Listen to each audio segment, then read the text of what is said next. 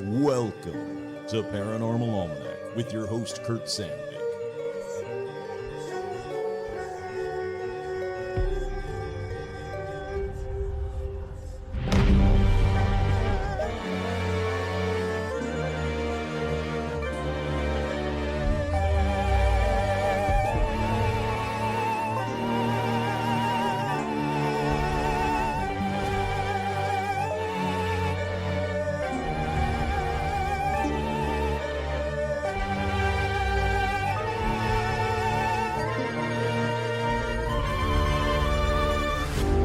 Hey, howdy, hi. That's right.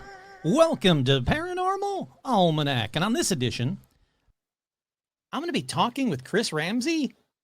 Yeah, it's incredible. But first, as always, we have shout-outs. That's right. Shout-outs going out to the patrons. Head on over to patreon.com/paranormal-almanac. No, wait, /paranormal almanac. Just that. Patreon.com/paranormal almanac. For all your patron activity. Additional episodes, a lot of stuff. It's fun. It's great. They're a great community. Go over there. Do it. It's fantastic. Plus, it helps me because I am desperately trying to buy this DJI camera that everybody, in fact, I think Chris Ramsay even uses it in on his Monroe Institute videos, this $600 camera. That money for the Patreon is helping me to purchase that so that I can do my own relatively new idea for a paranormal show that I've been wanting to do for a while that I want to finally get off the ground and go do it, where I go to the local bars in Los Angeles, local to me, starting there, and then I'll start spreading out across the country and around the world. We'll see. But go to the bars, these haunted bars, talk to the employees that work at the bar or the regulars that go to the bars about the ghosts, about their experiences. Who do they think they are? Where do they think they came from? Then find out what the signature drink is for that bar. And then, as hopefully all of you know, I've got a tiki bar right back there that I've spent a lot of time, not money, but time into building. And then I'm going to show you how to make that signature drink. It's exciting to me. I hope it's exciting to you guys. I hope you think it's a good idea because I'm going to do it anyway. But the Patreon, that's where I'm going to get the money to buy the camera, buy the microphone, the DJI microphone. That is needed to go there into these low light scenarios, these low light locations, these bars, and have a good video quality, but more importantly to me, good audio quality, or I guess equally important to me, good audio quality. So you can thank the patrons. Without them, this show wouldn't happen. That is the damnedest God's honest truth. Shout outs going out to, and I'm doing this on video.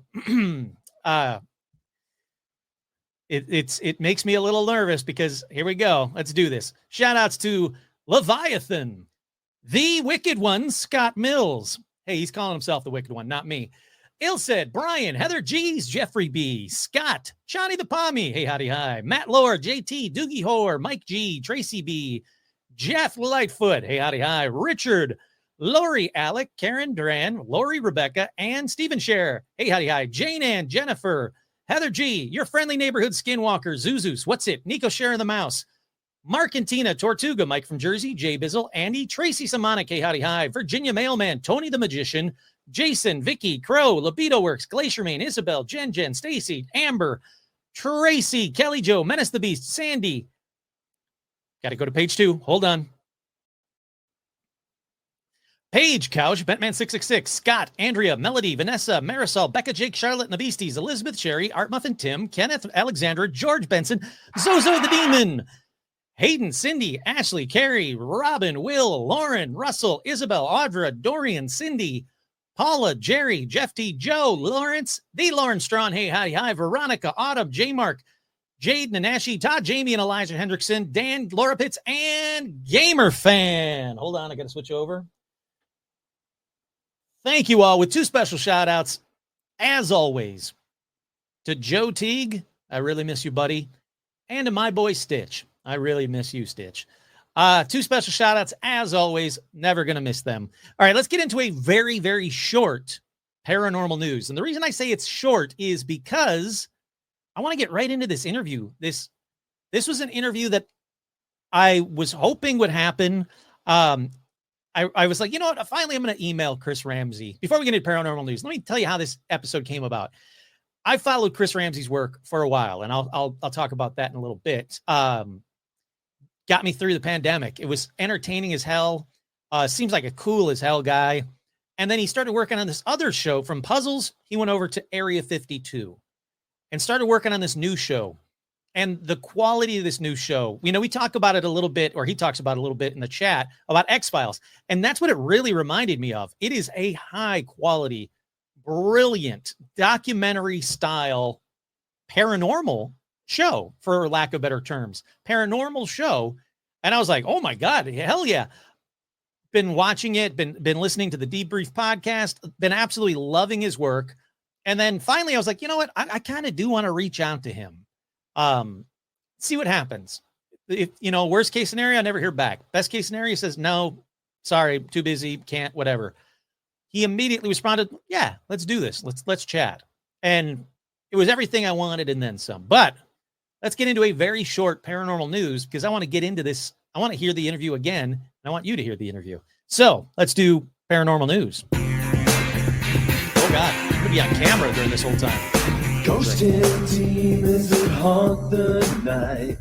Strange objects fly through the sky. The shadow people are spending the night again. I got children knock on my door. A portal to hell opens in my room. Time travel man says the world is changing soon.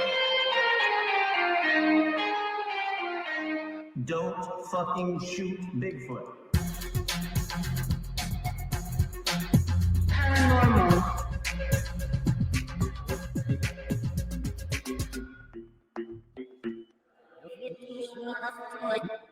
Hey, alrighty, I'm back. It dawned on me, I'm like, I'm gonna have to sit through this intro on video. But you know what? It's a damn good intro. I need to present something. So let me share my screen.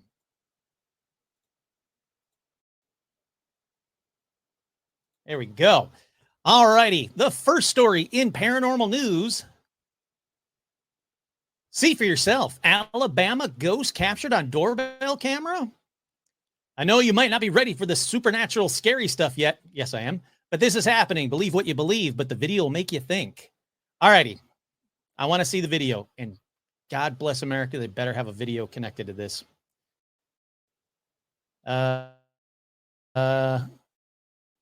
Where's the video? It's got to be right here. For this ad to skip. There we go. I see a cat. Go, what? What are you talking about? Where's the video? Hold on, I'm gonna refresh. Here we go. All righty. Let's watch the video. It says, hello, my name is Scott, and I have a camera on my front porch. I picked this up today at 3:22 p.m. Could someone please explain this to me? Oh, all right. Well, that's interesting. I need to watch that again.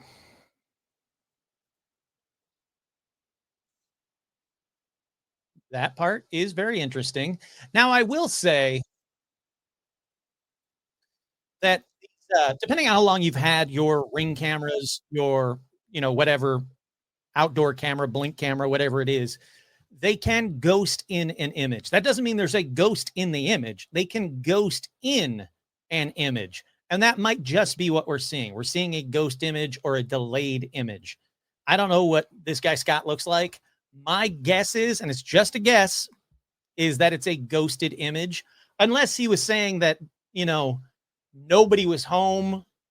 Let's see. You'll hear the door open and close. Then a shadow moves right in front of the camera. Then it just vanishes. I mean, I can't say it's not. I'll be honest. I can't say it's not a ghost, but I can't say it is a ghost. Could be, might not be. All righty. Let's go to the next story in paranormal news. Boy, if that was the actual image, there we go. Object sighted over city in Brazil riles up UFO fans. Two videos show a triangular object in the skies over the city of Curitiba, a hotspot for UFO activity. All righty, let's go to the video. That's all I'm caring about. Yeah, that's a UFO. That is legit a UFO, an unidentified flying object. I don't know what that is. It's a neat video, I'll be honest. If it shoots off, then I'll be amazed. If it just does that, floating like a balloon, that's neat, but not quite as impressive.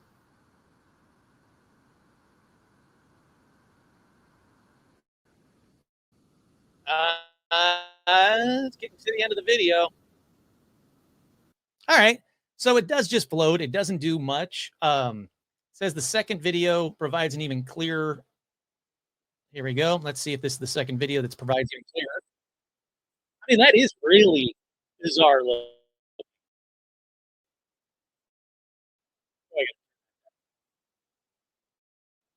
That is really bizarre looking. I'm not going to lie.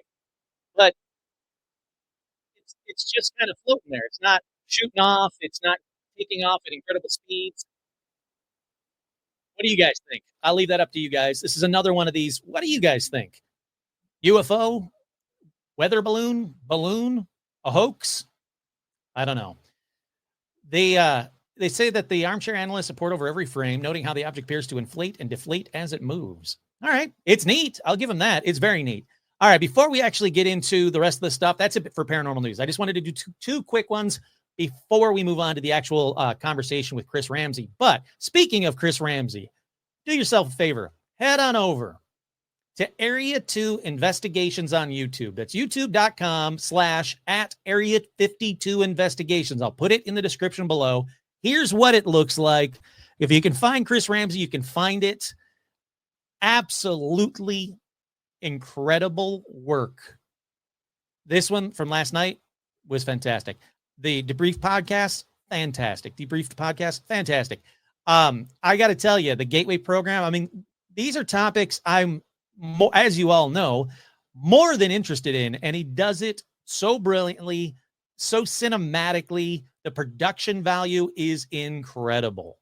So do yourself a favor, pause this one right now, head on over to youtube.com/@Area52 Investigations.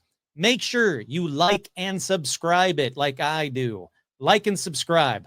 Not only that, while you're there, why don't you find Paranormal Almanac on YouTube as well? Like and subscribe to that one. And then there's one other thing that I kind of want to talk about. I'll be talking about it in just a minute. It's called ProjectGravitar.com. ProjectGravitar.com. Again, I'll throw it in the descriptions as well. But that's about it for that fun stuff. Let's get back to me. Yeah, we're on me now.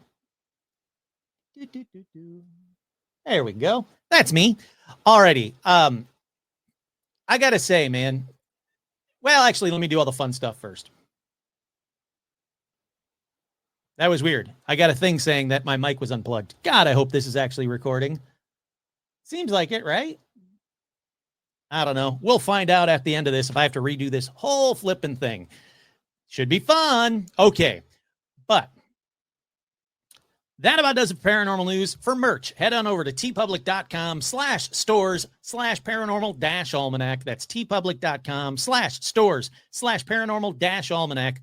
All the proceeds that I get from these from the merch is going towards that DJI camera as well. It's a little gimbal camera. It's freaking amazing. Head on over to YouTube. I just told you it. Paranormal Almanac. Let's take a quick break. 2-second break. We'll be right back in just a second. There we go.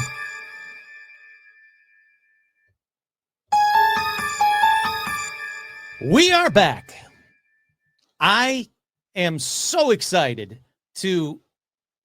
I've talked about his work before, but this weekend, again, I was lucky enough to chat with YouTuber, magician, Area 52 on YouTube host, Chris Ramsay. That at Area 52 Investigations, that host, that Chris Ramsay. Yes. I was so excited to chat with him. Area 52 is honestly what I would love to do pretty much. It's almost identical to what I would love to do. Paranormal Almanac would be slightly different, but I mean the quality wise and going around and chatting, going around the world and chatting with the people. That's what I'm talking about. It's what I would love to do if I had the time and the money to do it. He is talking about the paranormal in the best way possible. he looks at it from all sides. He talks with the people that are actually involved with the topics. And man, does he get some interviews with people that are virtually impossible to interview. Well, you'll hear more about that when in the actual chat with them. But seriously, I know I've said it before. Pause right here. Take a quick second. Pause right here. Go subscribe and like to at Area 52 Investigations on YouTube. He's not paying me to say it. I'm gladly saying it because I need you guys to see this incredible work. Like I said, it'll be in the description. Do it after if you have to. Seriously, go watch his shows, his documentaries. They're brilliant. They're the highest quality cinematic documentaries about the paranormal. The best ones that I've seen in years. They're absolutely incredible. But Chris was nice enough to sit down with me, chat all things paranormal. And yeah, we lost connection a couple of times and there was some technical difficulties. That's to be expected. But this has to be one of my favorite conversations that I've had doing this show so far. And that's not an exaggeration. It's not a joke. One thing that Chris talks about pretty late in our chat is the Bob Lazar Project Gravatar, that thing I was talking about just a minute ago. So go to projectgravatar.com. It'll be in the descriptions. The connection got a little funky right then. He lost some connection just then. So I want to make sure you all know to go check out Project Gravatar. And it's when I asked him about one of my favorite puzzles they ever did. It's towards the end of the conversation, but I wanted to make sure that was very clear. Go check it out. I'm going to be keeping a close eye on it as well. Like I said, Chris has another YouTube channel. It's where he solves these incredibly detailed puzzles, and he also teaches you magic tricks, which is way cool. I wish I had the ability to learn 5 or 6 really cool magic tricks. A couple of buddies of mine that I just had over in the Tiki Bar recently, we were talking about Chris Ramsay actually, and when they were here, they're magicians. They go to the Magic Castle. I'm in Burbank. Magic Castle's really close by. If you don't know what it is, look it up. It's in Hollywood. It's one of my favorite places to go. No joke. It's so much fun. It's so cool to have these incredible magicians spread out throughout the castle, close-up magicians. Like you're within, I don't know, a foot, and they're making shit disappear. Stuff that shouldn't happen. And I used to go there with my buddy Joe, the one I do the shout-outs to when he was still with us. And, you know, Joe was a magician as well, an amateur magician. And, you know, when we would go, I'd look over at Joe because I'm like, I'm amazed. And I'd look over at Joe and he smiles looking in a different spot on the table, meaning that he knows the trick, but it's done so well that even he was like, ah, you got me. That was good. And that's what I like. Chris Ramsay actually does that in a few videos as well. He shows some of his favorite magic tricks. And I like it when magicians get excited or are impressed with other magicians, because to me, it is literally magic. I don't know how they're doing it. They're making shit disappear and appear, or guessing names and numbers and doing like a lot of the psychic tricks that I've talked about before, where I know when I went to that Burbank thing, that Burbank Psychic Fair, whatever it was called, and the woman was just doing cold readings. I know enough to know, oh, you're doing a cold reading, and she wasn't doing it well. But when magicians do it well, do those cold readings well, that's impressive. That's amazing. That is magic. But when they're also making shit disappear right in front of me, or you know, like, hey, it's in your pocket now. All right, how'd you do that? I don't get it. I love it. But like I say, Chris does a YouTube channel. Chris Ramsay does a YouTube channel that is all about puzzles. I stumbled across it during the pandemic, and they were so entertaining that it really got me through the pandemic. And to this day, I get excited when I see he posts a new puzzle video. But then this guy whose work I already admire starts this other channel at Area 52 Investigations. And I was like, all right, is he doing it as a magician where he's going to kind of trick me into stuff? Yeah, I'll watch it. Let's see what happens. And then I tune into the first one and I was like, oh no, he's not. He's using his magician skills, in my opinion, to see if is this a trick? Is this real? How are they doing this? But he's talking about paranormal stuff. The way that I talk to friends at bars and dates when they want to listen to me, when they're just like, I don't want to talk about ghosts anymore. I'm like, shut up. You got to hear this about this ghost. He's talking to people about the paranormal like I do, conversationally. hearing what they have to say, and then making up his own mind about it. And he does too. I mean, it's not just like a snow job where they say it and at the end he just goes, all right, they said it. No, there's times on the Debrief podcast where he goes, I wasn't sure about that one, but I did appreciate this. And that's what I like. As you know, one of my favorite things to do on this show is to debunk things I can debunk, to find those internet rumors that have just been regurgitated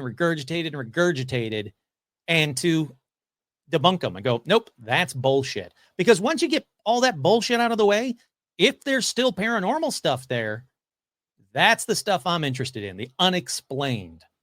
And I won't speak for him, but that seems to me, that's kind of what he's doing. Like I said, I'm hooked. I don't have a lot of free time, as you all know. But when a new episode of his comes out, yep, I'm finding the free time. I'm taking that free time. I'm making that free time to watch Area 52 because honestly, that's how good it is. I will say that Chris said something in passing during our conversation, and it wasn't about me. It wasn't even really necessarily to me, I don't think, but he said something in passing that reminded me that it's fine to be skeptical, but me looking at something or someone more often with immediate bias based on things I've read online or seen in interviews with them, it's not the right way for me to do it. And, I am and always will be a skeptical believer, but I do need to stop and pause and find out for myself a little bit more than I do for that. And, it reminded me that it's okay to be a skeptical believer, but don't listen to the bias. And like I said, he wasn't saying that about me or necessarily to me, but it was something that stuck with me afterwards. I was thinking about our conversation and I was like, yeah, you know what? I got to thank Chris for that. So Chris, if you're watching this, thank you for that. And also for chatting with me. You have an open invitation to be on my show anytime. It was a treat. You took so much of your free time to chat with me yesterday, and I genuinely appreciate it, especially when I found out on your Instagram that, you were barbecuing and slow roasting meat and stuff. You had other things that you should have been doing to enjoy your Saturday, but yet you took the time to chat with me. Even through the technical difficulties, we reconnected in the interview, which you guys will hear in a minute. Thank you, sir. Fantastic. If you're ever out in Los Angeles, let's go get dinner or drinks or whatever you like.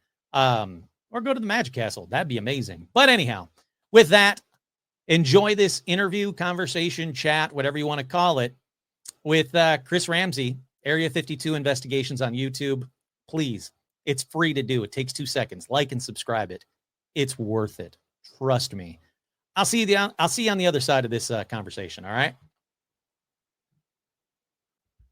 First of all, again, I know I've said it to you numerous times. I'm a huge fan of your work. Your puzzle content got me through the pandemic, and it's not a joke. Fantastic work. The quality of your videos is absolutely incredible. And I'm so happy to see that Area 52 is surpassing even that quality. It's brilliant. Thank you. Yeah, of course. My favorite part about Area 52 is you're a magician. You know about like misdirection and when to look, where to look, like how to see when people are being tricked. Did you use any of those skills to try and either debunk the UFOs, the paranormal, or the people that you're interviewing?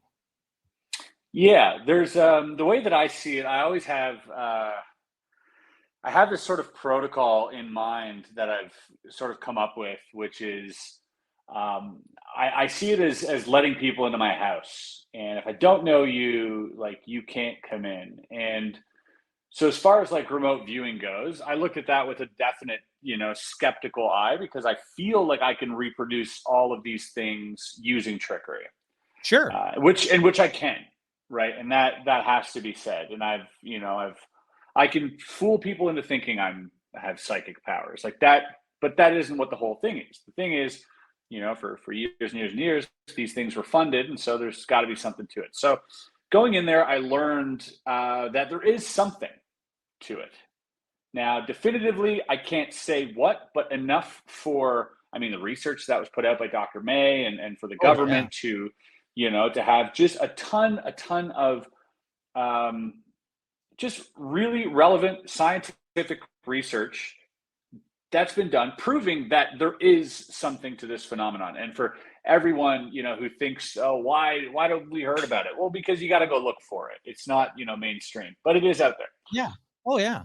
So after getting to know remote viewing, I said, okay, remote viewing, you can come inside. You can come into my house. I know you, we've gotten to know each other. You can come hang out. And then, then OBE starts knocking. And at first I'm like, I don't know if I know you. I don't know if I want to let you in. You can hang outside if you want. But then I got to know OBE as I had several out-of-body experiences. And they were exactly what was described by Robert Monroe. They were exactly how tens of thousands of people across the world described them to be, which is, something extra, something different. It wasn't a lucid dream. I've been lucid dreaming since I was a kid. So it's very, very different. And so I got to know out-of-body experiences, and I was like, you can come in. Now you can come in because I know you. But frankly, Bigfoot, you're going to have to stay outside. I don't know you. My friends said they saw you. They vouched for you, but I can't take that. I got to get to know you before I let you into my house. And so that's kind of the protocol that I've taken with all of this. And of course I use, that skeptic magician's mind, but I don't want to be so skeptic that I don't let anything in. And I think that's the problem with a lot of skeptics. I went from, I was raised Catholic, wasn't very strict Catholicism by any means, or Christianity. Through that became atheist because I became a magician. And I think every magician sort of has this arc where you're all of a sudden, I got right here, I got all the, all the Penn and Teller books. All the sort of, atheism, hoorah, and all that stuff. So I went down that path and then turned into an agnostic, which is more along the lines of, I don't care. You guys figure it out. I'm just happy to be here. And now I'm finding myself more along this weird spiritual path that I never thought I would be going down. It has nothing to do with religion. But something extra. I can't explain it. Yeah, that's the thing that really impressed me with your I believe your latest video, that you seem to have this life-changing moment when you started down the path of OBE and remote viewing. Did you expect that to happen at all? And if you have the ability, to tell me what changed in you? Yeah, I obviously didn't expect it. And this whole endeavor for me, this Area 52 was it wasn't meant to be this James Randi-esque, which a lot of people in the magic community have been vocal about towards me and been like, well, why aren't you doing it like James Randi with all these tests? And I'm like, because that doesn't interest me. I'm not in here to be a naysayer and a skeptic. I'm here to be open to everything. And then I'll make my decision once I experience something, right? And with that attitude came this sort of enlightening moment that I had through the Gateway experience specifically. And, seeing myself lying in my own bed, that changes you. I don't know how to explain it other than that. And for anybody who's had this experience knows very well what I'm talking about. But if you haven't had the experience, of course it sounds ridiculous. And I understand that. I went from not believing to knowing. I skipped believing entirely. Yeah. And so that was a bit of an ontological shock that I had to deal with. And I think that in part led to this sort of, quote unquote awakening or just this shift in my own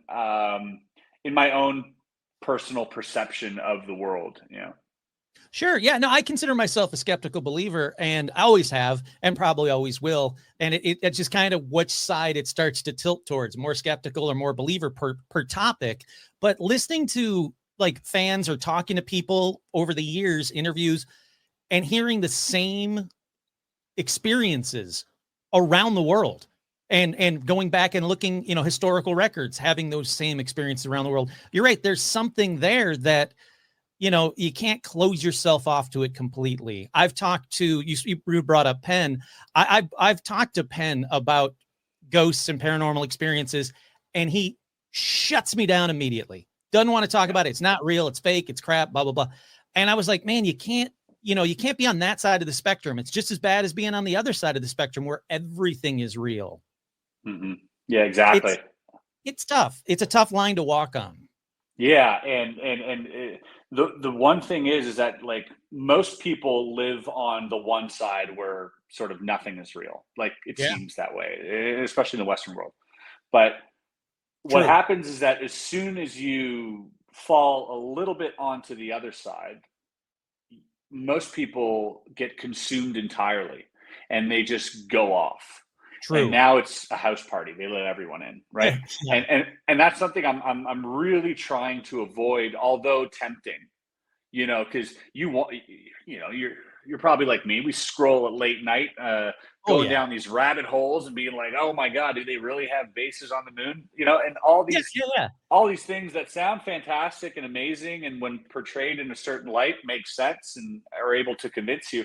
But that's the whole point of this journey for me of Area 52 is, feet on the ground. I want to touch grass. I want to get out there and I want to see what it's about, what all the fuss is about. And I see a lot of channels on YouTube and a lot of TV shows and this and that, just kind of rehashing what we already know. Exactly. And for me, it was really, really important to get out there and experience it personally. And because that's the only way that I'll know for me if it's true. And then documenting that journey for my audience, I think helps show them what it is I'm going through versus me just telling them what is and what isn't. I'm giving them the facts and I'm going through it. And this is just how I feel about it. This is my own personal journey. So that's kind of how I treat it. But I also am a big fan of, X-Files, Unsolved Mysteries and all that. That was my childhood. So, this is an opportunity for me to cinematically create this little world as well, which I really enjoy. Yeah, no, I mean, that's the thing is that's what I like about your show is, again, it's very conversational. You're not trying to prove a point. You're talking to somebody and they might be proving a point and you're listening with an open mind, but at the end of it, you don't have to believe it. And you're forthright in saying like, I don't know about that one, but I believed everything else, or the evidence points to the rest of it. Yeah. And especially when it comes to this out of body stuff, like the remote viewing is a little bit more black and white because you can put something in an envelope and then remote view it and then it either hits or it doesn't. So it's very easy to measure. But when it comes out of body experiences, it becomes a little nebulous because a lot of the experience is internal. Yeah. And that's just something we can't practically measure yet. And so it does become a sort of, you got to kind of like take it on faith that what I'm saying happened to me, I guess. Right.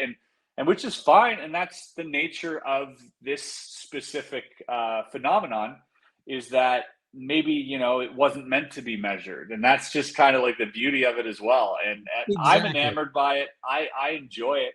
And I like what it did to me. So, for me, that's just something I wanted to share with people.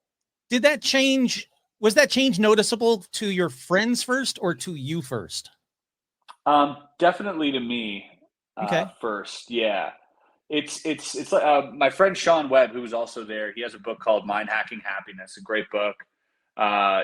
He's got 3 books out, but basically he received this download, and this will be on episode 2, which is airing tonight. But he received this download, apparently, where he was given the solution to solving pain and suffering. Took years of his life to write these books that he had no business writing, that he had no, previous accolades supporting, this type of research. And what happens is that the people at MIT were like, yeah, you're the first person to crack this code, basically. And, he started working with Navy SEALs and all sorts of things. That's a really interesting story.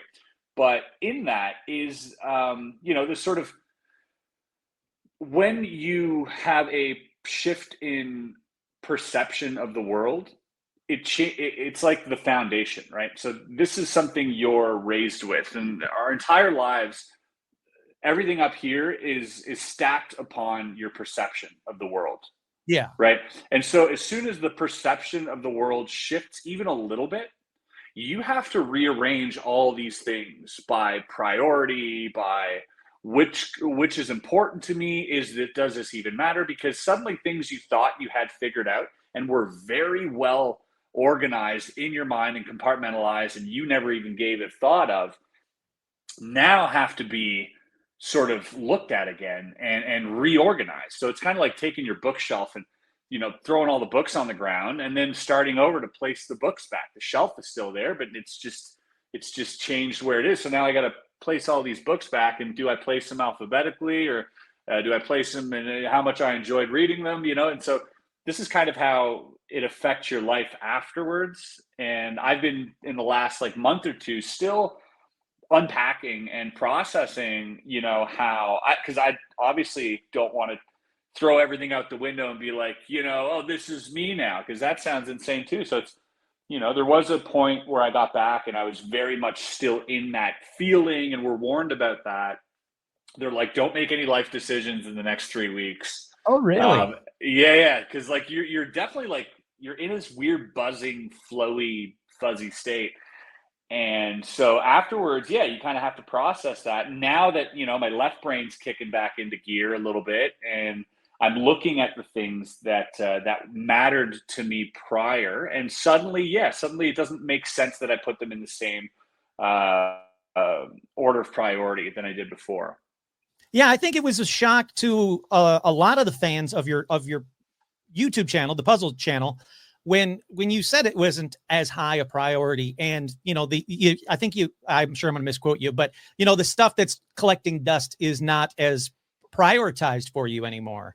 I mean, Yeah. That is a huge shift in a lifestyle, and for you, a living. You worked really, really hard and doing high quality videos and building up all of this content for you to now go, maybe that's not what I need to be focused on right now.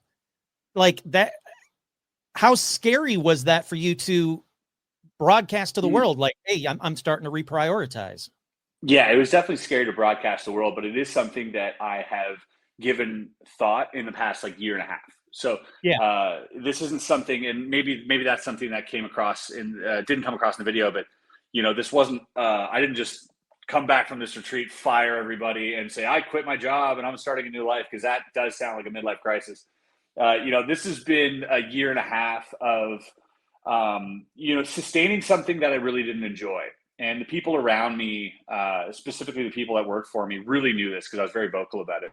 This is more of a machine now that we got to keep going, and we got to keep sort of, and there's parts of it that I do enjoy. The creative parts were very enjoyable, but it comes a time where you have to just keep putting things out, and you have to keep buying things so that you can showcase them, and it's just kind of nonstop.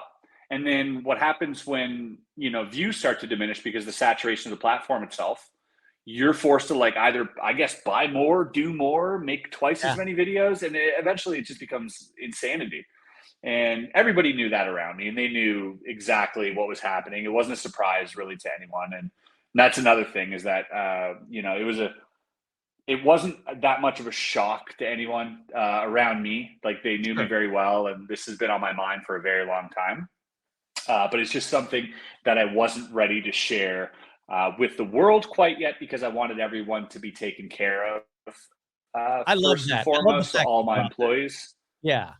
They were, it's friends and family that work for me, and I talk to them every day. So I did want to make sure that everyone was very well taken care of, and I made sure of that. I made sure that I had enough aside to do that before it got to the point where I didn't have enough aside, and then we'd all be in the same boat together. So I really, that was above all my main priority. And now, it's just more of, okay, let's reassess what's important. What do we like doing? What do we enjoy? What can we do realistically versus what needs to be done? And I'm having a good time just kind of sitting back and taking one thing at a time, and observing it, enjoying it, and, not thinking too far ahead, not thinking back at all. So. You know what? I think that's the way to do it, is to be in the present. Because, like doing this show, I've done like over 300 episodes, and, something I've been working on since like 2017, 2016. And, it's my own little piece of the internet, but it can become daunting. I've got to get another episode out. I've got to get more content out. I've got to get more focused on social media. And I'm just like, all right, I'm focusing on the wrong things. I started this because I like the topics. I like talking about it. It's what I talk about anyway when I'm at a party or a date or whatever. So like I had to like reevaluate that in my own little world. So I can't even imagine doing it in your, amplified world, like where you have an audience and have people under you that depend on you. What do you hope that people get out of, or what do you hope that you get out of Area 52? Yeah, I've been fascinated by the unexplainable since I was a child, since I was a literal baby. Like, when I was born in Germany, near the Black Forest, near the Rhine, and Oh, wow. it was like the town that I was born in was like I don't know, 1,500 years old, and the same families live there now today. And it's like, there's a lot of that, the Brother Grimm stories. That's where they come from. So I was raised on those sort of grim stories, and not the Disney versions. And so the ones where, like Cinderella, the stepsisters cut their heels off to like fit in the shoes. And that's what I was raised on. So there was always talk of like witches too, like were 900 years ago in the village where I was born in. There's like a field beside that village, and they used to burn witches there actively 900 years ago. So there's a lot of lore, local lore and story, and ghost stories and this and that, and sightings and paranormal activity or what have you. And so being raised there, and then for me, I remember Unsolved Mysteries. Oh yeah. Was like, as a kid, hearing these events are based on a true story. Like for me, that like, oh, this is real then. Yeah. Like there was no way that I could, research if this wasn't real. For me as a kid, you were telling me this is a true story, then I believe it. And here's an adult's telling you it's real. Yeah. Exactly. So as a kid, I was like, okay, aliens are real, ghosts are real, like all these things are real. And so that's just kind of like the mindset that I've always had.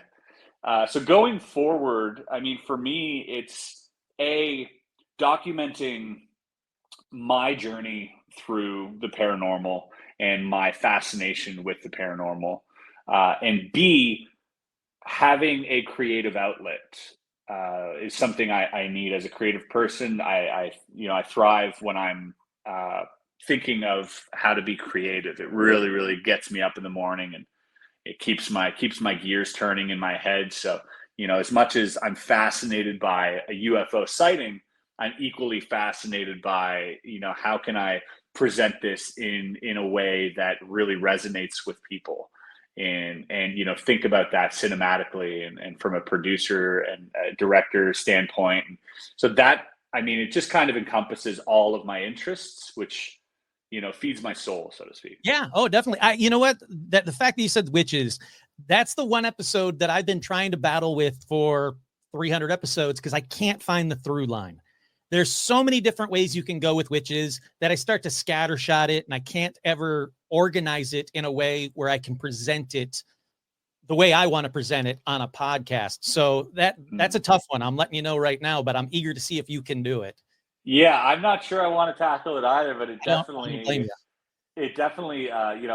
went to Germany a few years ago, and there was this town I was in. They had like this cellar door, these metal doors, and they still had the original sign there that said like a witch prison, basically, and where they would hold them before they drag them around the city on horse.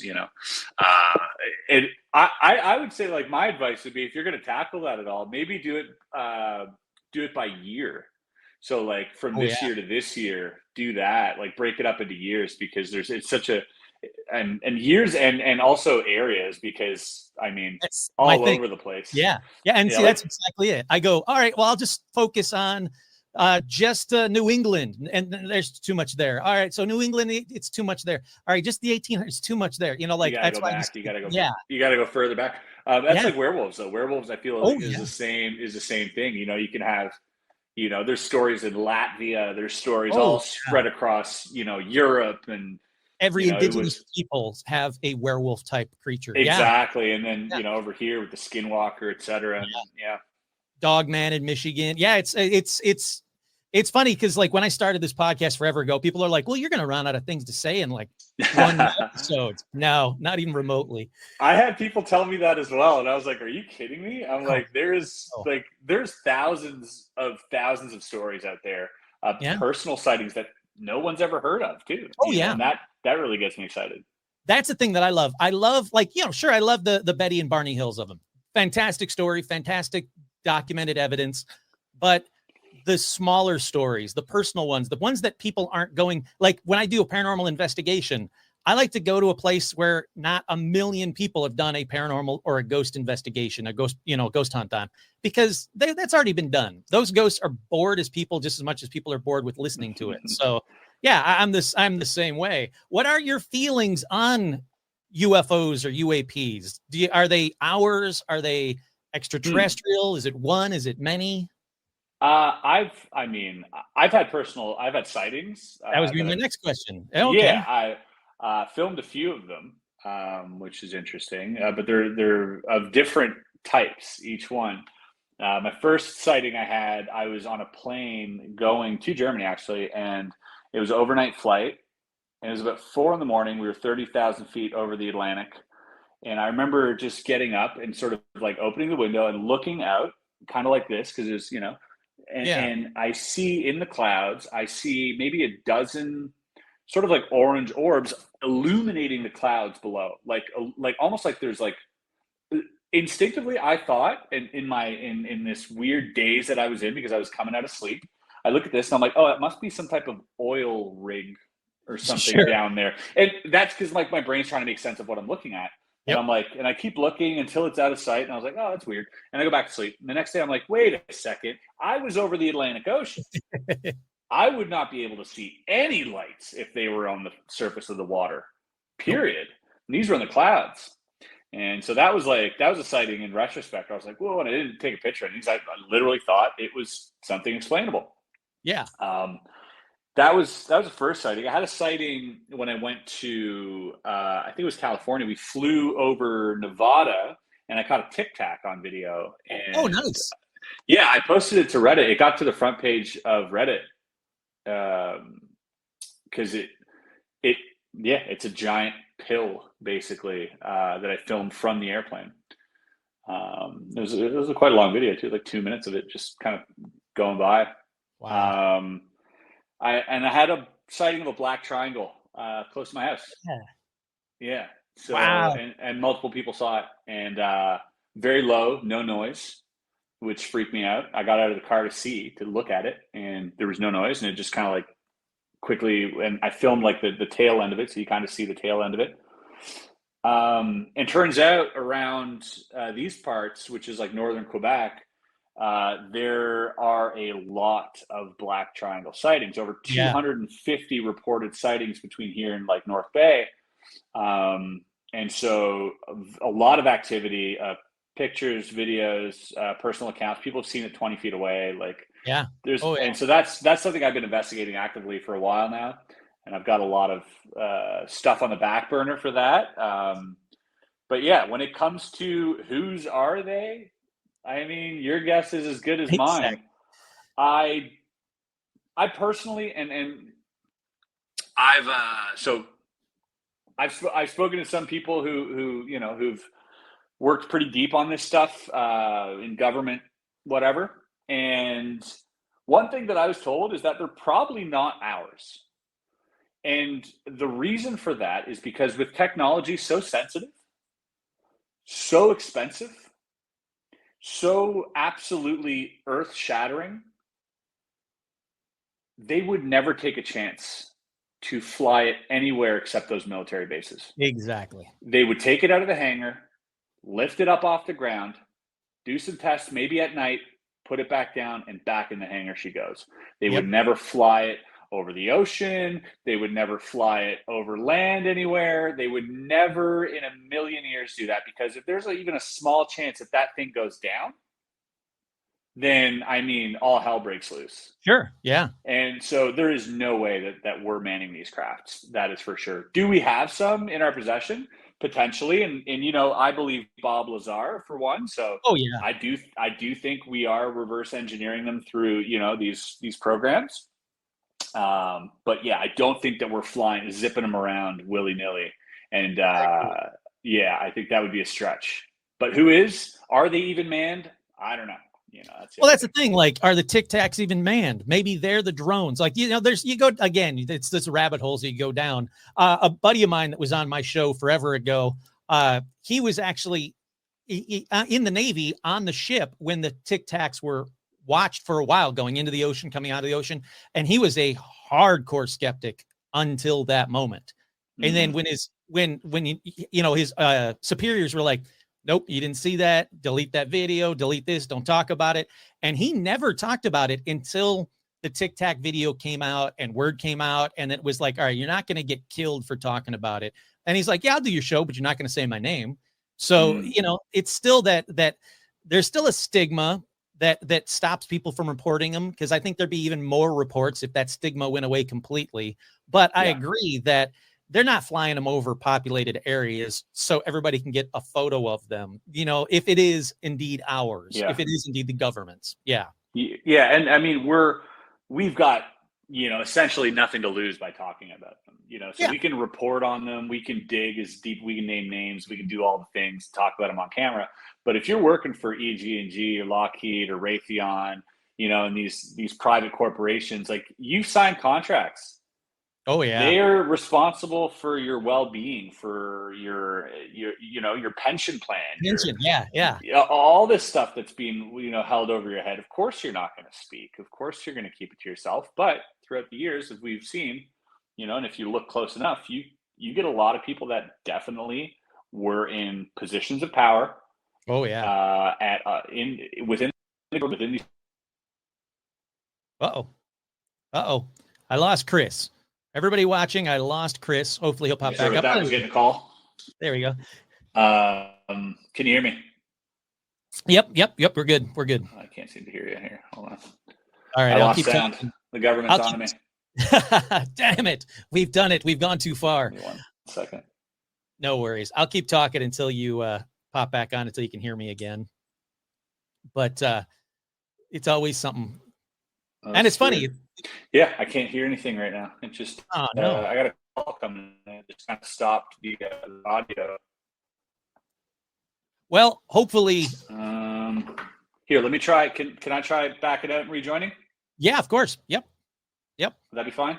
Okay. Yeah. All right. It's always when we get into the good stuff, I tell you. That's fine. I'm going to edit all of this out. The podcast can listen to this, but the video will probably have it all edited out. But all right. Let's add him back to the stage. All right. All righty. Hopefully we're good again. Can you hear me now? Uh-oh. Well, it's always something right in the middle of it every time. Nothing? Yes, we're good. Oh, sweet. All right. It's always something right in the middle. Hey, there. Look at that. I was just saying, what just happened? That was amazing. That's a double thumbs up. I love it. Absolutely. I had no idea that. Yeah, so I guess, I don't know, we were talking about the government or something, and then my phone shut off. Yeah, exactly. That's always the way. That makes it a good episode. Well, let me. We were just talking about how the government probably has them. Yeah. That's definitely. Sorry, go ahead. No, go for it. I was just going to say, there's far too much. There's far too many people in positions of power and people, that have come out of the woodworks that work for a lot of these private corporations that have said the same things over and over and over with nothing to gain. That is the clear denominator here, that, the only thing that is happening to a lot of these people is that their lives are getting worse. Yeah. Everything to lose, nothing to gain, like you said. Yeah. What kind of incentive is that to talk about crazy stuff like UFOs? It's not a very good one. Your And now family probably hates you. Your friends probably don't want to talk to you. You're not going to get hired elsewhere. You might be in danger. You're going to get ridiculed online. Like, it doesn't seem like it makes any logical sense to talk about these things and make them up. Yeah. No, it's true. Like even Grush with the Senate hearings, he got death threats and like you said, people just ridiculed his entire career, and he's a decorated. It's ridiculous. It bums me out, but it's those. The one thing that I like are these deathbed confessions of the people that worked in the government in the 40s and the 50s, where they're like, screw it, I'm dying anyway. What are you going to do to me? I'll be out of the door in a minute anyway. And those are the ones that I really take a lot of credence to and really like to deep dive those. And another thing to what you were saying, another thing is, if the information's out there, and I think you even said it on one of your episodes, it's not easy to find. Like if you go to the CIA's website, trying to find stuff even about like Joe McGonigal's experiences, they don't make it easy, and they make it the most boring, mundane thing you're reading about Mars 1 million BC, take it with a grain of salt, but Mars 1 million BC remote viewing, and they make it so dry to read that you really got to go in deep to find it. That I understand why none of this stuff gets out as loud as it gets out.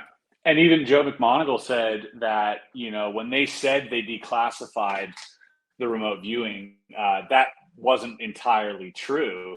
They declassified maybe 40% of it and took all of that work, shuffled it together, and then put it on the database. They deliberately did that to, discourage people from going to look for it. And, all the juicy stuff was left out. Even out of the 505 missions that the remote viewing program was a part of through 17 of the 19 intelligence agencies, out of all of that, almost none of them are declassified. Yeah. Because these are sensitive pieces of information that they cannot declassify. So yes, they declassified that the program was real and some of the studies that were on it, but the actual use of it remains classified to this day, even to the remote viewers. And that's something that maybe I didn't make very clear in the videos, is that, they were very rarely, like 99.9% of the time, they were not told whether it was accurate or not, that their readings hit or missed. They weren't told anything. They were not allowed to know anything. It was double blind. They would do their session. Somebody would grab the session and leave, and they would go to whatever agency asked for that session, deliver that information, and lo and behold, the agency came back for a new mission. And that, therein lies the intrigue, where like these people, they don't know if they're right or wrong. They're just doing what it is they feel, they perceive. They're just writing things down. And these other agencies are coming back dozens and dozens and dozens of times with new missions. I mean, that to me just sounds like, okay. Yeah. Now I think you talked about it on maybe the Debrief podcast, about getting some of Joe's videos digitized or out there. Is that something you're still working on? Yeah, the difficult part is that I have to go down to Virginia to do that because, I definitely want it to be done. I'm working, I've emailed Scooter about it, Joe's wife, who, she was the director of the Monroe Institute at one point, and she has them all, but she obviously doesn't want to send them through mail and risk them being, I don't know, lost. So the idea is that, ideally I'd go down there and spend some time and just do it over there. And if I don't do it, someone I think will have to do it, because there's a little bit that you can find online, but a lot of those cases, especially the ones about the missing people, that's just really fascinating. It just shows you, how precise Joe is with these things. It's absolutely incredible. It's unbelievable. It blows my mind, especially now that, for a while there, I've read a ton of books on remote viewing, watched a billion YouTube videos on how to do it. And honestly, it's because of you. I was like, you know what, screw it. I'm going to try and do it. I'm going to do 30 days online. I'm going to show people. If I get it right, I get it right. If I get it wrong, I get it wrong. And, obviously I don't know what I'm doing. He's experienced, he knows what he's doing, but the details that he did in his drawings blows my mind. Yeah.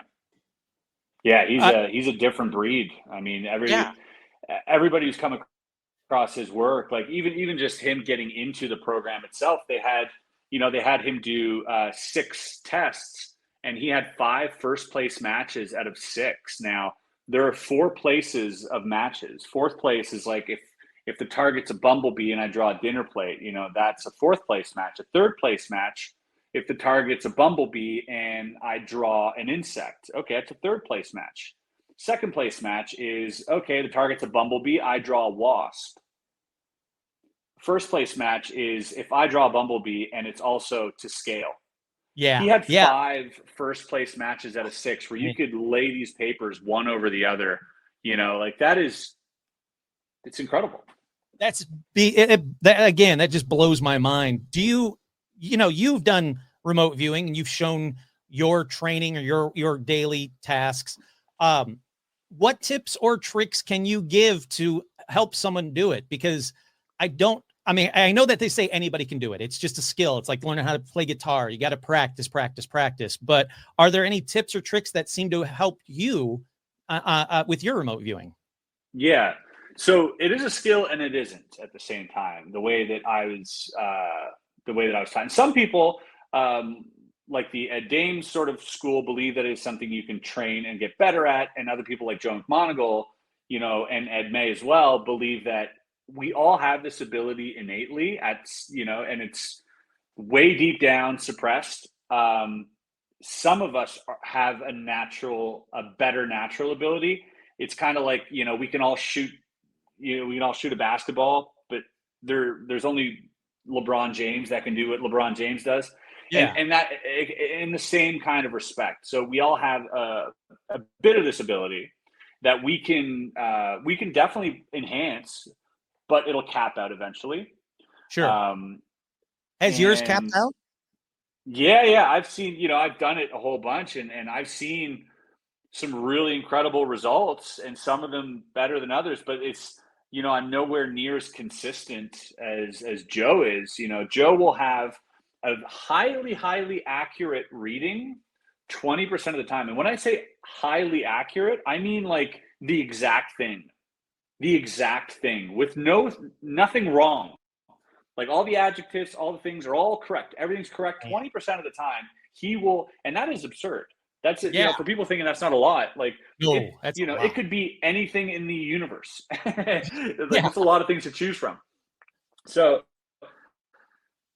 to better prepare yourself to doing it, I would say, clear your mind, get into a place that you can relax. Since meditating, I found that my remote viewing results have been more accurate and more clear.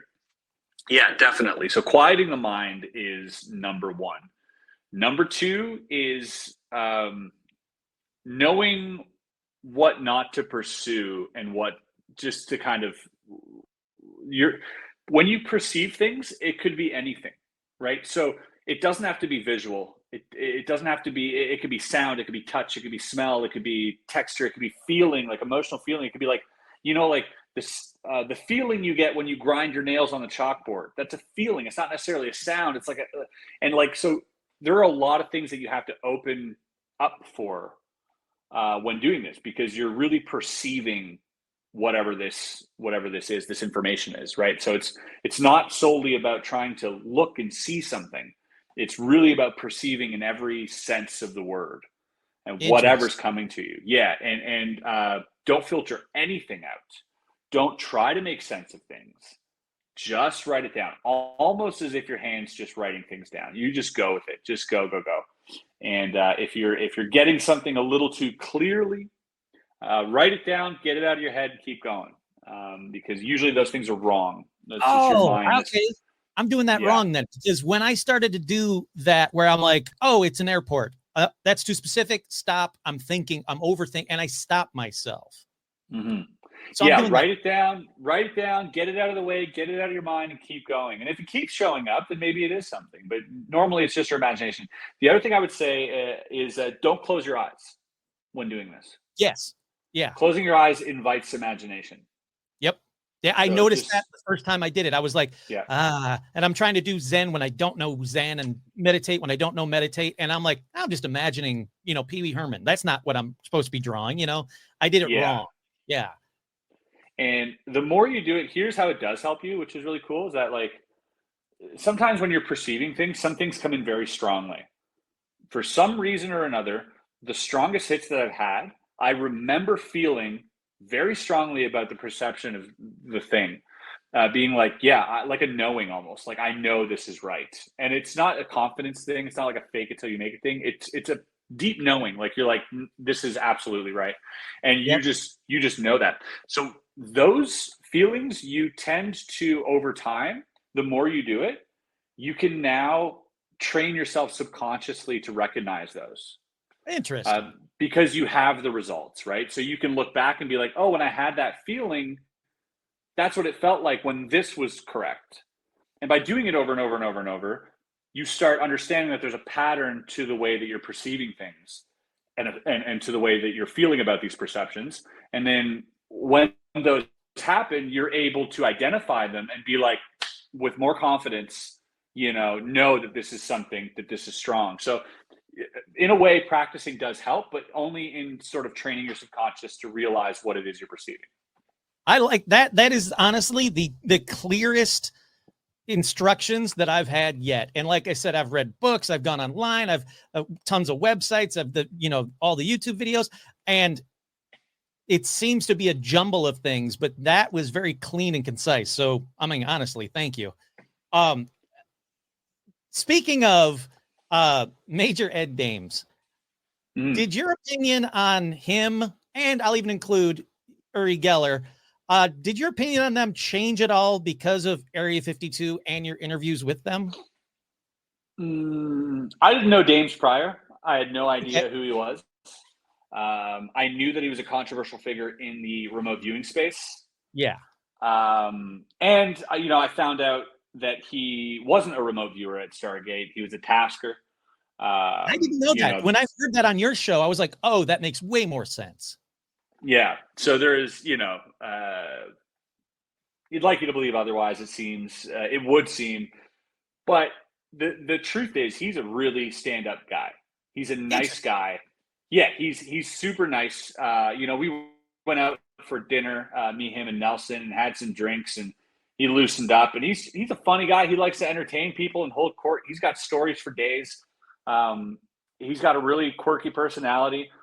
But a lot like most of the people in this space, and I would include Joe McMoneagle in this as well, sometimes the stories are embellished. Sure. And even in Joe's behalf, and Ed May, even said that. He voiced that when I interviewed him. He's like, take everything with a grain of salt. A lot of it is romanticized because of the natural psychology that happens here when you tell a story 1,000 times over, over decades. Sure. It tends to lean into something that becomes more entertaining than it was. And that is, you can't blame that on anyone. That's just how things progress, how stories are told. You want to gather people's interest. So it just kind of does that naturally. It isn't on purpose. It's just the way. It's kind of like, rocks getting smoothened out in a river. I like that. Yeah. It's kind of the way the stories happen, right? So that isn't their fault. So go in, look at that with that in mind. And I always tell people, if you don't believe it, look at it as fiction and you'll be equally as entertained. Oh, sure. Oh, no. Yeah. So that's the thing. Yeah. You have no reason to not be entertained by this stuff. Yeah. I mean, I knew about him. Oh God. Yeah. I knew about, Ed Dames when I did a lot of research on it years ago, and I came to a conclusion, which I shouldn't do. And I try not to do now. When I like anybody that calls in, if I do like a live show and people call in, whatever they tell me, I'm going to go down that road with them. and I'm going to assume that what they're telling me is the truth. And I think that's the better, like that's the more Art Bell way of doing things, which is why I do that. But it's tough with Uri Geller and even Ed for me personally, because of, you know, like you said, like earlier, James Randi, like Amazing Randy, or even Johnny Carson's, their opinions on Uri Geller and some of the stuff that he pulled on Johnny Carson's show made me come to a conclusion about him. Now, there are things that, you know, Uri Geller did do that was very impressive. Sure. And one of which was documented was, you know, telling someone across the world what they had on their desk and this type of stuff. So whether or not Uri Geller, you know, can really bend spoons, you know, that's maybe up for a magician to argue. You know, the other funny thing about that too is that, like, even at the Monroe Institute, they have a course on spoon bending. Oh, really? They have a whole dedicated thing on how to bend spoons. And this was brought up. I didn't mention this at all. This was brought up at lunch a few times with the trainers, because they'd mentioned spoon bending. I mentioned Uri Geller, and you know how much I'm like, spoon bending. I can bend a spoon. I can make it look like whatever. And they're like, oh no, but it's real, you know. And then they mentioned Uri Geller, and I was like, no, like Uri Geller. I know how he does these things, right? I know how he does these things. But they proceeded to tell me, and then all of a sudden, like 4 or 5 people around me, like, no, I took the course, and we all bent spoons, and we all did it, right? And I'm like, what are you guys talking about? And so yeah, apparently they have a course that is spoon bending that everybody can do, and everybody's twisting spoons and forks and silverware. I still remain skeptical. I'm still a big skeptic with this stuff. But again, instead of being, you know, keyboard warrior about it, I'm going to probably take the course and see if it's real. And if it isn't, you know, that's just, well, because I think that's the whole point here. I've had so many people tell me I'm wrong in the comments, and like, you're just an armchair warrior. Like, get out there and try it. Go sign up for this course. See if it's real or not. Like, that's the only way you're going to know. So that's, you know, that's kind of what I'm trying to do here. I'm like, yeah, okay. And that's why I interviewed Uri Geller in the first place, because a lot of people would dismiss Uri and Ed James, for that matter, immediately before anything. And I'm like, well, if you want the whole story, you can't listen to just the half truths. You got to listen to everything, you know, that everybody says, and then make your own decisions. And you know, I was honored that Uri took the call, first of all, because he is a legend. He's and he was so nice. And the dude's 77 years old and sharp, you know, sharp as a tack, just so quick. You know, so obviously, you know, on the call with Uri, there's he do the spiel. He does his whole tour all the time. So again, he's an entertainer.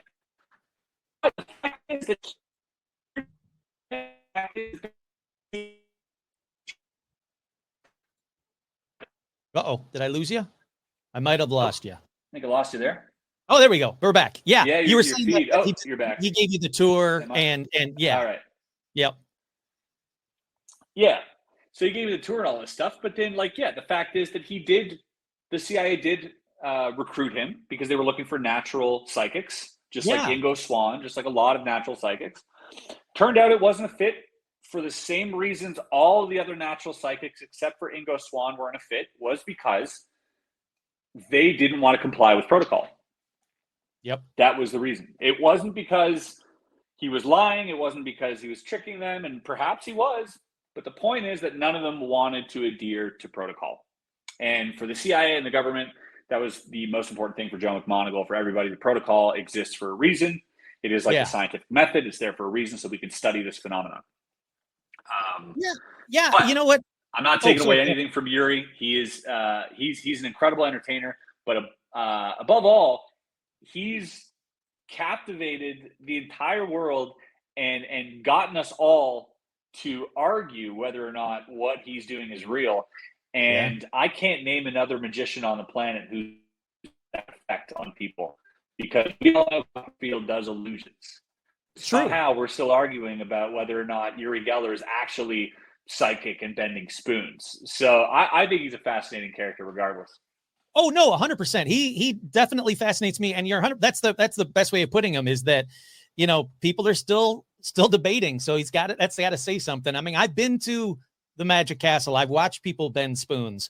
I just had a couple of friends over at my tiki bar the other night, and we were talking about you actually. And I was talking about Area 52, and they were shocked to find out that an established magician such as yourself would ever delve into any of these topics other than it's fake, and let me show you how it's fake. It's tough. That's the trajectory, though. I think that's the arc. The arc is, in any natural progression to to whatever book you're reading or to whatever movie you're watching, like there's an arc, right? There's a progression for the protagonist to start his journey, have these revelations, be one side, realize there's another side, come back, and then you realize, oh, the villain is the good guy in the end, or whatever that is, right? There's that natural arc, and most magicians just stop.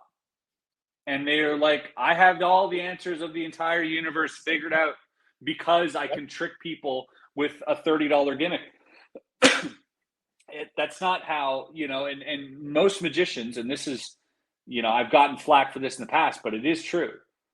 A lot of magicians learn magic to break out of their shell, to meet people, to become, extroverted a little bit more. And then when they did that, receiving all sorts of praise, all sorts of, accolades and praise from their peers or from people they admired, all of a sudden, magic becomes their personality. It becomes their holy grail. It becomes their everything. Yep. So for someone like me to even teach a magic trick is threatening to their personalities, to their entire character. I'm attacking who they are, because take the magic away and what are they left with? Not much. And that is the truth. A lot of magicians' entire personalities are based on the magic that they do, which is why they get so startled and scared when somebody's teaching a simple magic trick. Sure. And it's for the same reason that when you start talking about all these other phenomena like ESP and all this paranormal stuff, they would rather, they're on like the wrong end of the Dunning-Kruger curve right now. They're on this end. They haven't reached that arc yet. Of course, this can be bullshit, but hey, why don't you come to that conclusion yourself rather than just listening to someone and that, a lot of guys like, oh, so or he came to that conclusion through his life, through his journey. Maybe your journey will be different. Like, what are you doing? Why are you stopping now? No, that's very true. And I like the fact you brought up Houdini, because that was another big one. Yeah. That is very true, that the more I find, like, I call out bullshit. I try to debunk stuff on my show, but what I'm left with, once that bullshit's out of the way, there's still a lot of stuff that I can't explain, that science can't explain. And that's the stuff that fascinates me. Sorry, go ahead. Oh, sorry, I don't want to interrupt. I was just going to say, science has come, we all know this. There's been a separation in science and spirituality. Yes. Pardon me. Over the last 300 years. Prior to that, for thousands of years, and here's a real doozy. It's like for thousands of years, science and spirituality were synonymous. They were one and the same. And, you have shamans or witch doctors or seers or whatever it was. It was psychic people, and they were the person you listened to for thousands of years. And then all of a sudden, we started staring down a microscope and through a telescope, and we started separating the spiritual side with science. And if you liked one, you couldn't like the other. You were excommunicated, or you were disbanded, or you were whatever from one another. And I think we're getting to a point where we're starting to realize that to fully understand one, you need both. To fully, there are things, I think, when you look down a microscope, you go from whatever it is, this physical reality, you look down a microscope, and now you can see molecules, right? You can see, and then you look down molecules, you can see particles, and then you look down particles and you can see, you know, subatomic part, and they keep going down and down. Now they're finding quarks and you go down the God particle. You can go down, down, down, but eventually they find nothing. And the nothing is a something, and the nothing has a role, and we know the nothing is there because we can measure it.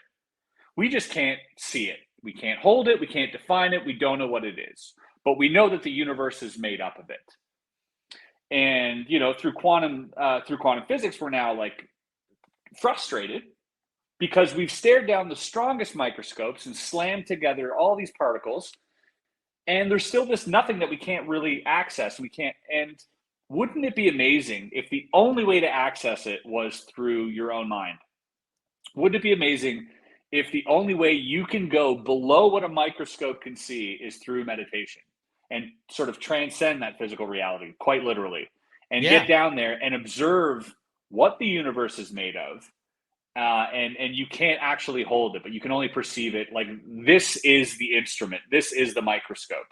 Yeah. And that's kind of how I like to see the two, science and spirituality, come together, is that maybe this is the tool we need to perceive the science. And you know, for that to be true, I mean, it would disrupt everything, because now we're really dealing with the human body, we're dealing with personality, we're dealing with all these different things. But I think, how interesting would it be if the missing factor to finding out, you know, what the universe is made of and why we're here is all internal? Like, that would just be so cool. That would be a nice ending to the story. Oh yeah, that would blow people's minds. That it would be like, well, fuck, I thought I knew everything. Now I know nothing, and we had to start all over. It is one of those things. Like, well, it actually kind of connects to the UFO phenomena, where people said you can't have UFOs, you can't have, like the government even said, you can't have UFOs, you can't have extraterrestrials, because it'll break down society because of religion. And in the 40s, 50s, that might have been true. Now that's not true. I mean, you know, every poll, younger and younger people are saying, oh yeah, of course there's extraterrestrials. Of course there's life on other planets. So you're right. It is changing. Yeah.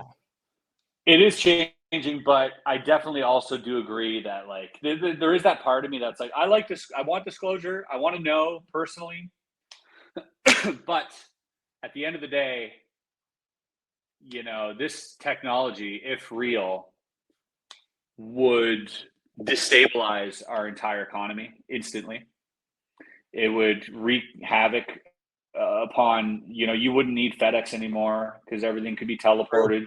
You wouldn't need, you know, all these businesses, everything that exists right now that keeps us running would cease to exist, because this other stuff existed. And if these vehicles, these crafts, are using some type of gravity, you know, gravity manipulation, I'm not smart enough to understand the physics of it, but if somehow you can manipulate gravity, I understand that attached to space is time.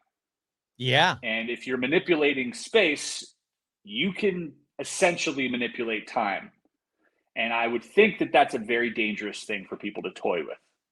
And time so part of me doesn't want it to come out, because I don't think it's a good thing that we know what this technology actually is. And I think it's a good thing that we keep it secret. That's another part of me playing devil's advocate, where I'm like, you know, maybe, you know, you look at what's happening in the world. Like, do you really think we're ready for time machines and no. gravitational travel? And you know what I mean? Like, I don't think we're quite there, but I'm still going to look for it. I don't want to keep you too much longer. I thank you for the time. But if you have a couple more minutes, I've got a couple of questions that I've always wanted to ask you. Absolutely. Yeah. Fire away. All right. It's kind of shifting gears back over to puzzles. Probably not surprising. One of my favorite puzzles you ever did was Area 51. Blew my mind. Beautiful, incredibly built. The quality of the filming of it and the story that you did prior, absolutely incredible. My favorite episode. You don't get enough kudos for how well you set up your shots and film it. It is cinematic. Thank you. But oh yeah, no, of course. I know you're kind of separating yourself from things collecting dust, I think is how you put it. Please tell me you kept that, and obviously the John Lennon collection. He's my personal hero. So please tell me you kept those two, first of all. Yeah, I've got the John Lennon collection and the UFO as well. I dismantled the hand scanner, and I took that part off because I'm not going to solve this puzzle ever again. That's just the way it is. Like these puzzles, they're like a one-time deal, and I don't want to give it to someone to solve. It was meant for a video. So now they're just kind of props, but I use those props, for different filming reasons. And so that bone density scanner that was made for me during that video, I lent to my friend Luigi Venditelli. Luigi, who is doing Project Gravator with Bob Lazar right now. He's been working with Bob Lazar for 2.5 years on a documentary, and not only a documentary, an immersive experience. You're going to be able to walk around the S4.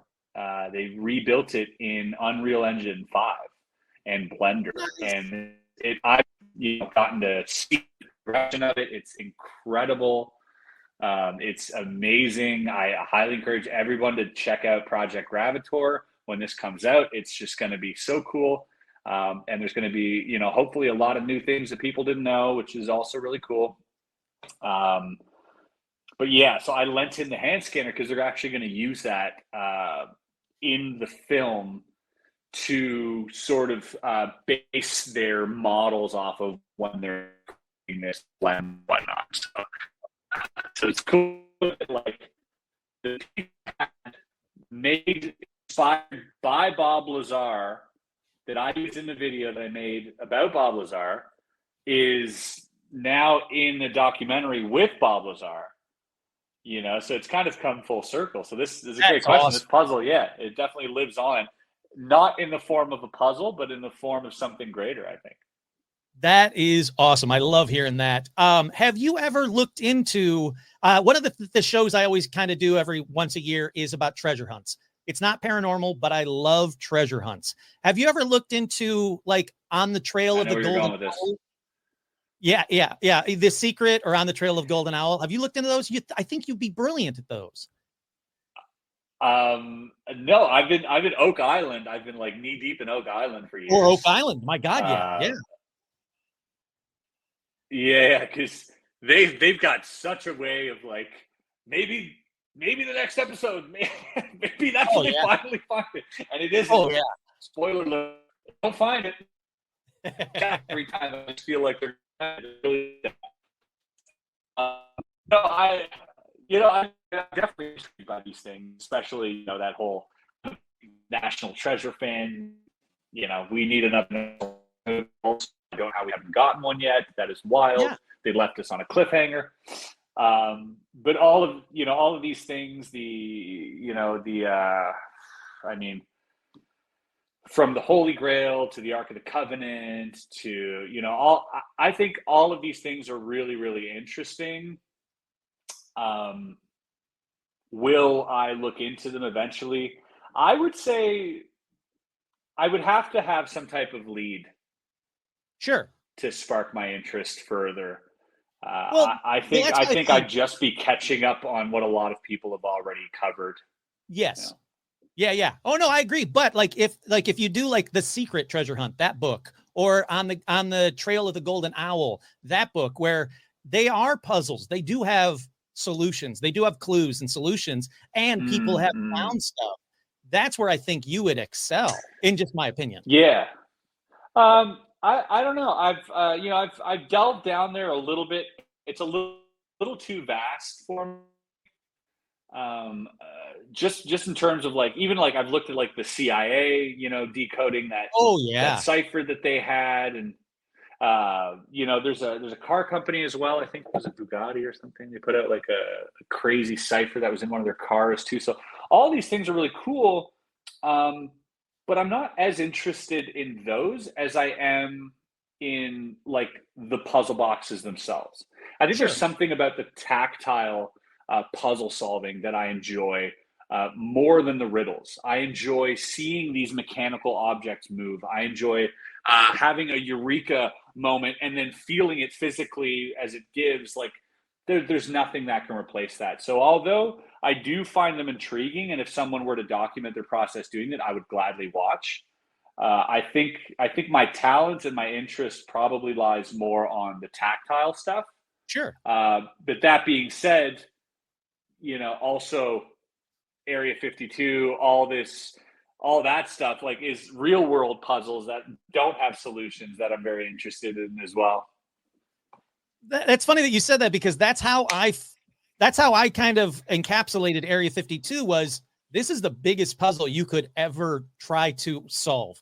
Like, and in any way, if you just look at just UFOs or just ghosts or just cryptids, this is the biggest puzzle that people have been trying to solve since we've been people. And it's the other side is the biggest unknown puzzle that Houdini even tried to solve. So you've set up yourself a huge task, but I honestly think that you, again, are one of the few people that I think could actually get us more solutions. Maybe not solve it all, but work your way towards a solution. Yeah, I appreciate you saying that. And, for me, it's more about, I'm solving this for myself, and documenting it. And I think that's a really important distinction. Whereas, if you look at something like Skinwalker Ranch series or like all these other shows, they're trying to solve it once and for all. And like, what's this thing? And I'm really trying to solve it for myself. Like, I'm always reminded of Fox Mulder in the X-Files, where, he's got to solve these cases, Scully being the skeptic, and they're kind of going in at it, and they got to solve, and they got to like close the book on these cases. But he's going through something the entire series. He's going through a personal, deeply, deeply personal quest, a journey that can't be fulfilled so easily by closing the case. It goes beyond that. It's a personal thing. And I think we all really resonate with Fox Mulder in that show, because I think we all have that personal journey within us. We all have that thing that just is never quite satiated, that's never quite fulfilled, that we keep on pursuing. And I'm more interested in that than uncovering the secret. And the secret is a side effect of what I'm doing. And that's kind of how I treat this. Like, I'm looking to do my own journey, answer my own questions for my own sanity and my own purpose and my own reasons. Along the lines, of course, we're going to have things that, we're going to shed light on some things that perhaps weren't illuminated before. And we're going to perhaps stumble across something that is really interesting and might help solve a case, or might help people believe, or whatever that is, which is great. That is a side effect. What I'm really trying to do is just figure it out for myself. You need that kind of passion. That's the passion that obviously keeps me doing this show with, again, I don't have a huge audience, but I mean, people around the world are listening to me, which blows my mind every time I think about it. And I'm like, okay, it's my passion and it seems to be their passion. And we kind of connected on these couple of topics. And that's what makes this whole thing fun to do and keep me doing it. I know the answer. You've pretty much said it throughout this entire chat that we've had, but I always ask this last question of all my guests. Do you consider yourself more of or less of a believer in the paranormal now than you would have 10 years ago? I would say less. Oh, wow. All right. I got it wrong.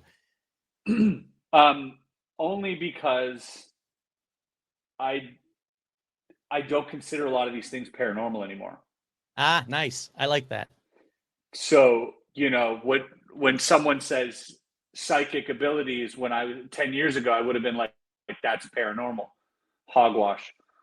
Now I'm like, oh, you mean remote viewing? You mean remotely perceiving things through space and time, like they're studying at the CIA. So yeah, I would say I'm less of a believer in the paranormal, and it's shifting more towards reality. And with UFOs, now the government's talking about it. Before, this was all stories. Now all of a sudden it's real. So I would say less. I would say I'm beginning to understand that that this is just reality. It's not, Yeah. it's not part of some fictional reality. This is all just part of reality. I love that answer. I talked to Dr. Travis Taylor, speaking of Skinwalker Ranch. I've talked to him a number of times. He hates the word paranormal. And I don't blame him for it, because it is kind of an outdated term, a catch-all of things we don't understand. And it has that stigma still. So that is a really, again, I'm surprised by your answer, but it made total sense based on this entire conversation.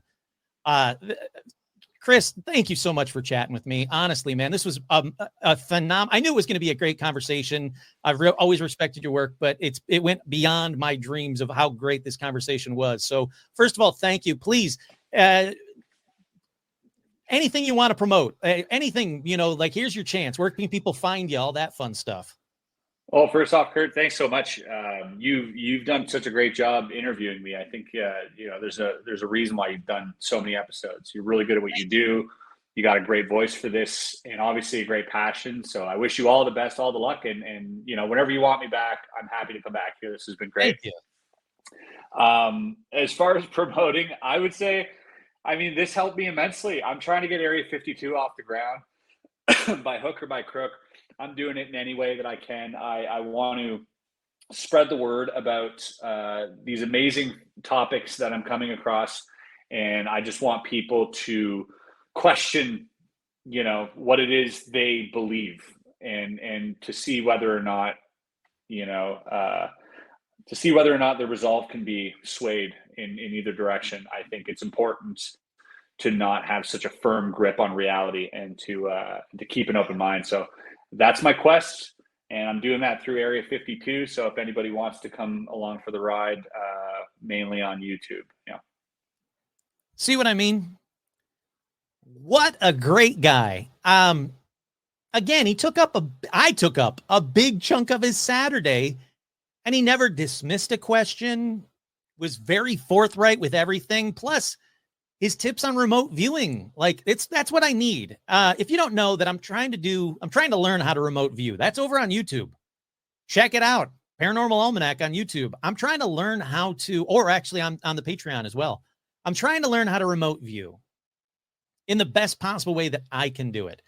I can't, me personally, the woo-woo psychic stuff, metaphysical stuff, it takes me a little bit to get into. My mind always wants to go like, oh God, because I used to work at a place called Natural Wonders that sold rocks and crystals. And I talked to those people all day long. They were very nice. Don't get me wrong. I enjoyed it. One of my favorite jobs, but it just brings me back to that headspace, this very spiritual headspace, where I would like to look at it from more of like the CIA way of doing it that you heard us talk about for a second there. The clinical way of doing it. I want to learn how to do it. If it is a skill that people can learn and improve upon, that's what I want to do. But also, as you'll see, if you watch my YouTube videos on me learning how to remote view, I don't know what the hell I'm doing. So his tips were very great. They were great. I loved everything about this chat. Yeah, I don't know. Please go like and subscribe. Paranormal Almanac. Area 52 at Area 52 Investigations. Do yourself a favor, sit back and enjoy his work, and you'll see exactly why I loved his show so much and why I loved this conversation so much. Again, thank you to Chris. Honestly, you have an open invitation on this show anytime you want, or just email me anything you want me to promote and consider it done, man. 100% consider it done. I hope you guys enjoyed this conversation as much as I did. Yeah, it was fantastic. Thank you again. Once again, I'm your host, Kurt Savig, and this has been another edition of Paranormal Almanac. See you guys next week.